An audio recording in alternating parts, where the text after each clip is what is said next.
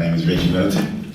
I'm an entrepreneurial investor, blogger, and I guess a professional pontificator, that's what I call myself. I started the blog in 2007 in anticipation of starting a hedge fund. And instead of buying research, I decided to produce it on my own. So I have a team of research analysts, and I'm known for calling the fall of Bear Stearns, Lehman Brothers, the European debt debacle, Apple share collapse, Google's flight, among others. And these calls and brash personalities landed me some media spots, such as Russian TV, CNBC, etc. And very, very recently, I'm late to the Bitcoin bandwagon, but very recently, I decided to take my entrepreneurial pursuits to Bitcoin and write derivatives on top of Bitcoin to do things such as quell volatility, hedge, short, etc. And this is why I'm here. I hear them again in the media. Let's open up for questions from the audience. I have this gentleman over here. Do I need a mic? Are there mics? Or yeah, there are mics. There's one coming up.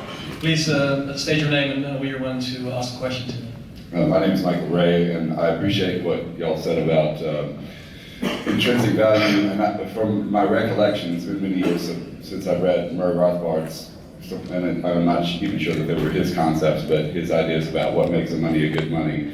It needs to be a good unit of exchange and a good store of value, and there are several subsets under each of those categories. And my belief, and again, I agree with what y'all were saying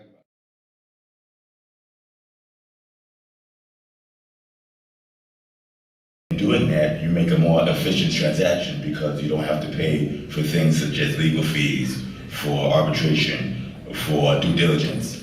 Those three things alone, in my cost of doing business, range anywhere from 3% to 50% of the cost of the deal. So imagine if your average deal was 30 to 5% more efficient or less costly. But what about resource-based? You also believe in that concept of a resource-based economy where you basically don't need, if I understand correctly, where you don't need currencies?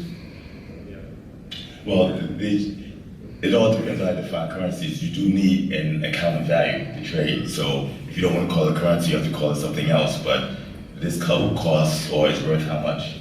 And then once you identify it, then that would be the replacement for the currency. So you do need a store and accounting of value, no matter what you call it. Sure. Yeah, I mean, money defined as medium of exchange is really the cornerstone of our modern civilization. I mean, without it, you just have barter, and it's extremely inefficient. So I think it's a fallacy to think that we need to go beyond money. I think there's room for one more question. Yeah, I was wondering, how do you guys think that Bitcoin in the next 5 or 10 years might affect any inflation or monetary policy rates with the US dollar?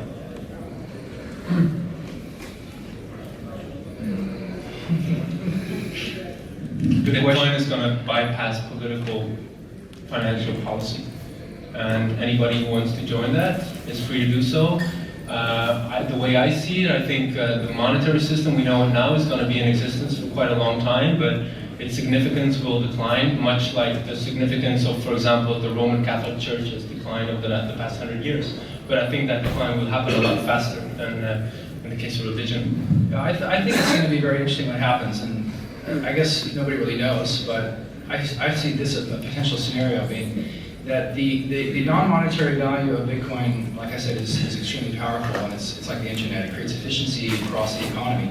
And corporations are eventually going to figure this out, probably sooner than we think. And they're going to incorporate that within their supply chain, and you're going to see profits growing. It's going to affect the profit margins of large corporations, and it's going to affect the pocketbook of very wealthy people. And after this event occurs, if it gets deep enough into the economy, if after that, as the central banks start to wake up and say, hey, look, this is a real threat to us, we have to get rid of this, it puts the politicians in a very difficult position. They have to choose between extracting a very powerful tool that's driving real economic growth and creating jobs. And look at the jobs that are created just here so far. Imagine what it's going to be like in 3 or 4 or 5 years. They're going to have to choose between either triggering a recession or depression in their economy or maintaining the monopoly the central banks have over the monetary system. And I don't know which one they will choose. Hopefully that they will choose allowing Bitcoin to continue, not trying to ban it, even though I think they could not. but they will definitely be in a very difficult position. I think that's the scenario that eventually will play out. So Reggie, some closing remarks, adapt or die? Or? Yeah, and I like to add on that the Bitcoin is new, it's an experiment, but it's not the only thing that's in experimental fashion. We're on the cutting edge of central banking as well. As far as I know, this has been the first time in the history of central banking that you had a centrally planned, real-time experiment where the entire globe's developed central banks have colluded together to centrally plan the world's money supply.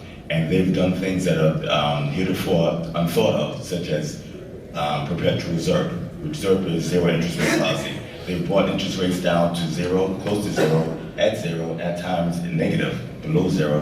They've done it for an extended period of time. Nobody knows what the result of this is going to be. And it's a real-time experiment.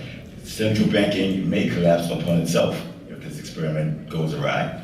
It may not, it may work, or it may allow Bitcoin to literally take over in terms of mind share or actual economic productivity. Right. It's interesting times. Thanks. Well, Thank you, guys. For the panel, to your Greg and Reggie.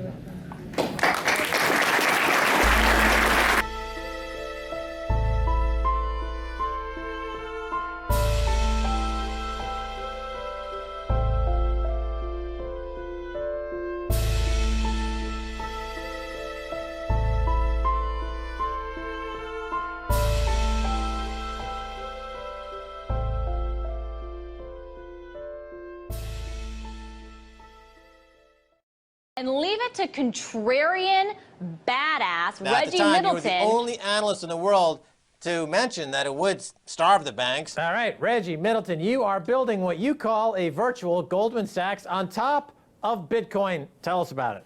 Well, a virtual Goldman Sachs on top of the Bitcoin and protocol and network sans the extreme conflicts of interest and the excessive bonus compensation. Sort of long. So basically, I'm building a more efficient financial system. I mean, not to be impolite, but what makes you so special that they all want to read your blog? I can step on toes and be objective and offensively honest.